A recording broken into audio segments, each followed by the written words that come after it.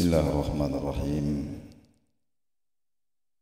Assalamualaikum warahmatullahi wabarakatuh. Alhamdulillah wassalatu wassalamu ala sayyidina Rasulillah Muhammad ibn Abdullah wa ala alihi wa sahbihi wa man walahu, amma ba'd. Ma'asyiral muslimin, sidang majelis subuh rahimakumullah. Kembali subuh hari ini kita perbaharui kembali syukur dan terima kasih kita kehadirat Allah Subhanahu wa taala. Subuh ini kita kembali dipertemukan dan insyaallah pada kesempatan ini ada firman Allah Subhanahu wa taala dalam suratul Hijr. Allah Subhanahu wa taala menceritakan tentang orang-orang bertakwa yang telah masuk ke dalam surga. Innal muttaqina fi jannatin wa uyun. Sesungguhnya ketika itu orang-orang yang bertakwa sudah ada di taman-taman surga dan di dekat mereka ada mata air yang mengalir. Udkhuluha bisalamin aminin. Kemudian Allah Subhanahu wa taala mengatakan kepada mereka, masuklah kalian ke dalam surga bisalamin aminin, dalam keadaan selamat, aman, sentosa. Kemudian Allah Subhanahu wa taala berfirman, wa naza'na ma fi qulubihim min ghillin. Jadi mereka masuk surga itu setelah kami lenyapkan, setelah kami hilangkan dari dalam hati mereka al-ghil. Apa itu al-ghil? Al-ghil itu adalah semua emosi-emosi yang negatif yang biasa merusak hati orang, seperti dendam, iri hati, dengki, takabur. Jadi ini semua dihilangkan dulu. Jadi Allah lenyapkan dulu semua emosi-emosi negatif, semua permusuhan-permusuhan yang ada di dalam hati mereka, baru kemudian mereka dimasukkan ke dalam surga. Artinya apa? Artinya di surga itu tidak ada orang yang pendendam. Di surga itu tidak ada orang yang sombong. Di surga itu tidak ada lagi orang yang angkuh, orang yang suka hasud, itu sudah tidak ada. Kenapa? Karena sebelum mereka masuk ke dalam surga itu sudah dilenyapkan semua oleh Allah Subhanahu wa taala. Sehingga dalam lanjutan ayat itu dikatakan ikhwanan. Karena di dalam hati mereka ini sudah tidak ada dendam lagi, sudah tidak ada amarah lagi antara satu dengan yang lain, maka mereka di dalam surga itu merasa seperti bersaudara. Ikhwanan. Ala sururim mutaqabilin, mereka duduk berhadap-hadapan di atas dipan-dipan emas. Hadirin yang dimuliakan, ada yang menarik dari ayat ini disebutkan oleh sebahagian ahli tafsir kita, bahwa mereka yang dicabut atau dihilangkan permusuhan dari dalam hatinya, kemudian dijadikan bertetangga oleh Allah Subhanahu wa taala di dalam surga, sampai mereka duduk berhadap-hadapan itu ceritanya dulu di dunia. Mereka ini bertetangga juga. Jadi mereka ini di dunia bertetangga. Nah, tapi hubungan mereka tidak bagus. Jadi ini kan romantika bertetangga ini kan macam-macam, Pak. Ada yang tetanggaku idolaku, ada juga yang tetanggaku jodohku, tapi ada juga yang tetanggaku bombekku, tetanggaku benciku. Ada juga yang begitu. Nah, yang di dalam surga ini diceritakan oleh para mufassir itu, yang diceritakan oleh Allah dalam surah Al-Hijr ini, dulu mereka ketika di dunia itu bertetangga dan baku bombe, saling membenci. Kenapa? Karena ada satu yang menzolimi yang lain. Tidak dijelaskan juga di situ apa bentuk kezalimannya. Barangkali tetangganya ini suka membuang sampah di pekarangan tetangganya yang lain, atau mungkin tetangganya ini sudah tengah malam masih suka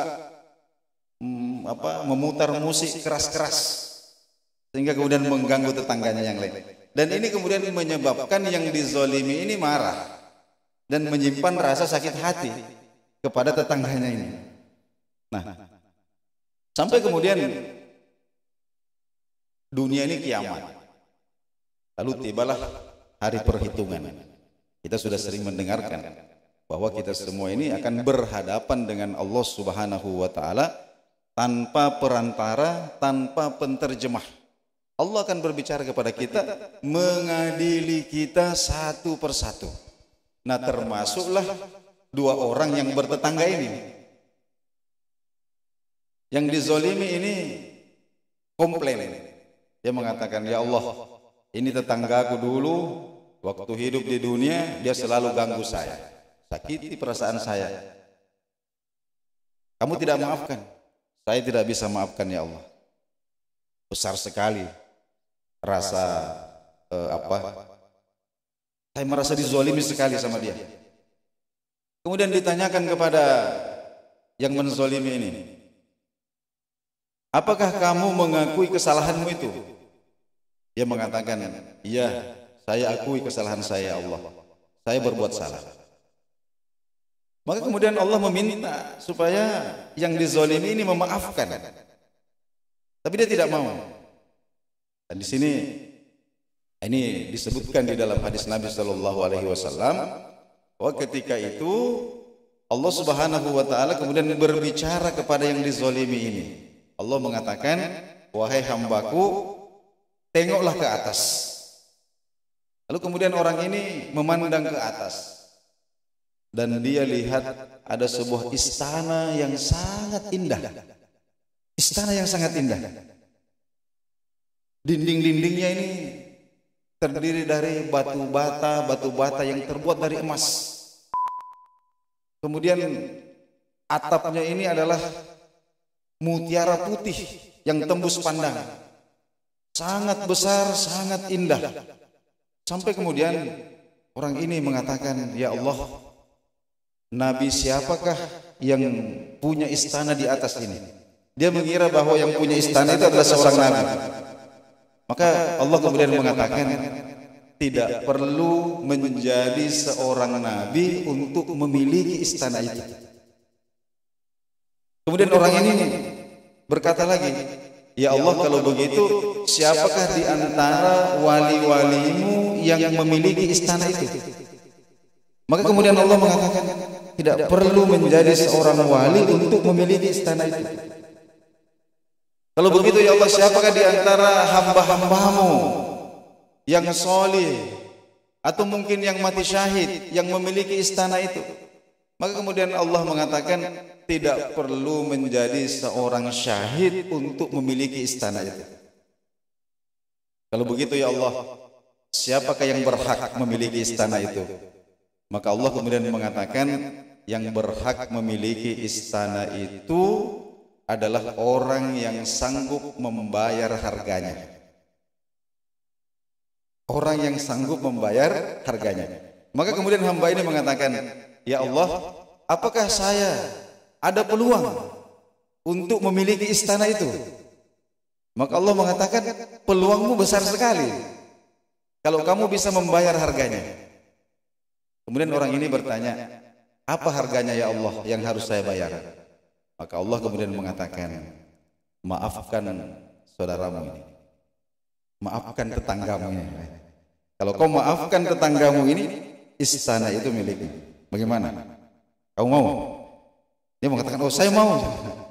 Maka tanpa pikir panjang lagi, dia maafkan saudaranya itu. Dan hebatnya, karena kasih sayang Allah Subhanahu wa Ta'ala, maka orang yang dimaafkan ini juga dibuatkan istana yang sama dengan istananya orang yang memaafkan, lalu kemudian ditempatkan di dalam surga. Istana mereka itu berhadap-hadapan. Jadi dibikin bertetangga di surga ini. Ya. Inilah yang dimaksud oleh firman Allah tadi, wa naza'na ma fi qulubihim min ghillin. Karena kami telah menghilangkan permusuhan, dendam yang ada di dalam hati mereka, ikhwanan, sehingga mereka berdua ini rasanya seperti bersaudara, ala sururim mutaqabilin, dan mereka begitu senang, begitu bahagia, duduk berhadap-hadapan bercanda di atas dipan-dipan emas. Hadirin yang dimuliakan Allah Subhanahu wa Ta'ala.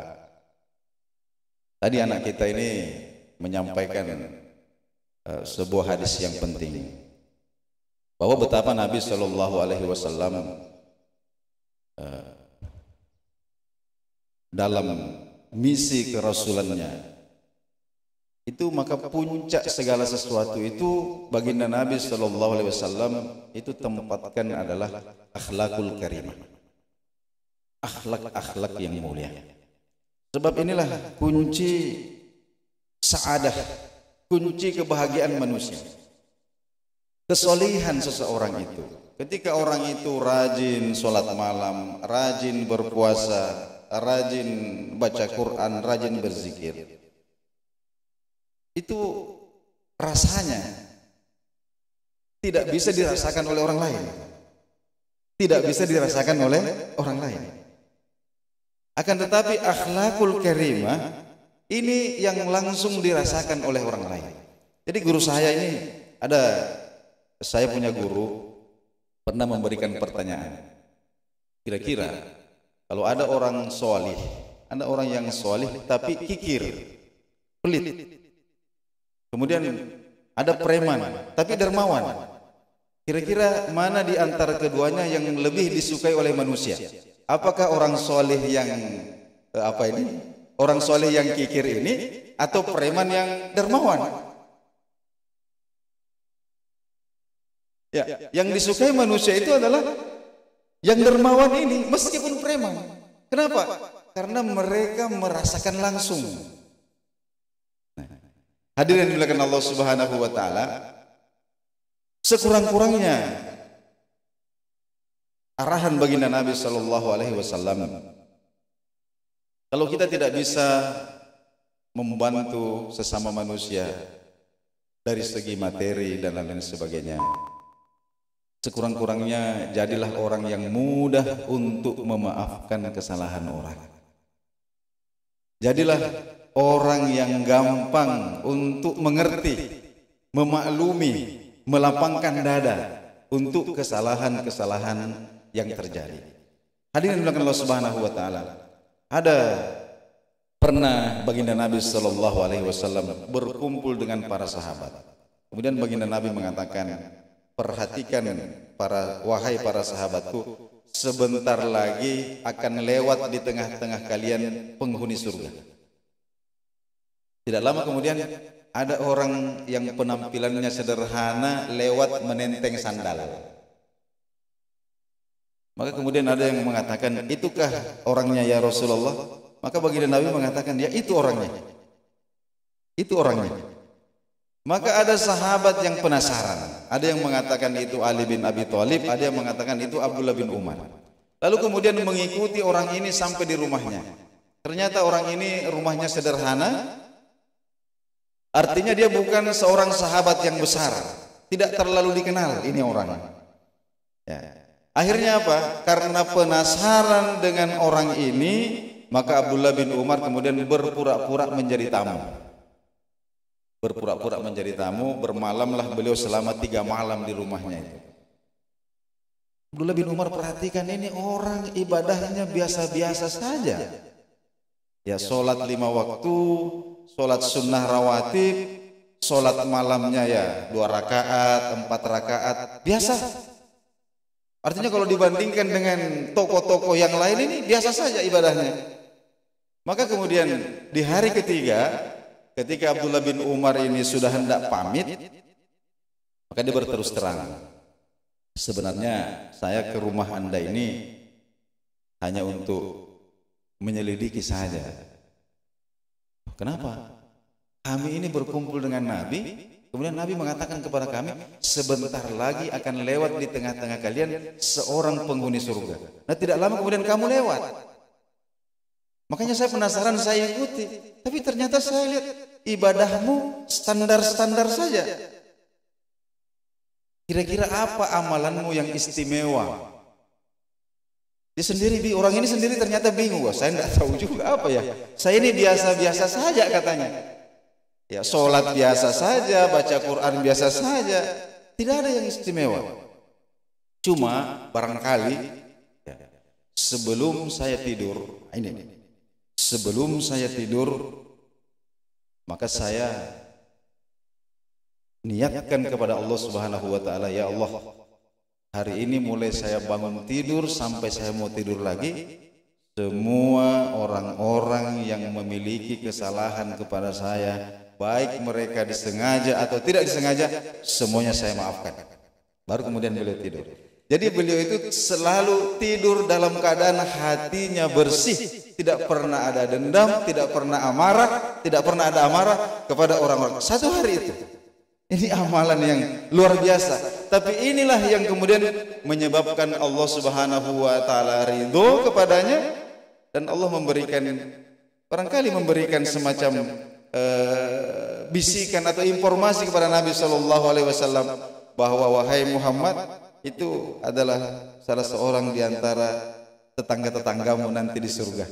Karena Nabi sallallahu alaihi wasallam mengatakan bahwa aqrabukum majalisan minni yaumal qiyamah, orang yang paling dekat posisinya, paling dekat tempatnya nanti dengan aku di hari kiamat adalah ahsanukum akhlaqan, orang yang paling bagus akhlaknya di antara kalian. Nah, hadirin dimuliakan Allah Subhanahu wa taala, inilah yang sempat kita bagi-bagi pada kesempatan subuh hari ini. Mudah-mudahan kita semua terinspirasi untuk semakin hari semakin membaik, sehingga layaklah kita dianugerahi oleh Allah Subhanahu wa taala di akhir hidup kita dengan status husnul khotimah insyaallah. Hadanallahu wa iyyakum ajmain. Assalamualaikum warahmatullahi wabarakatuh.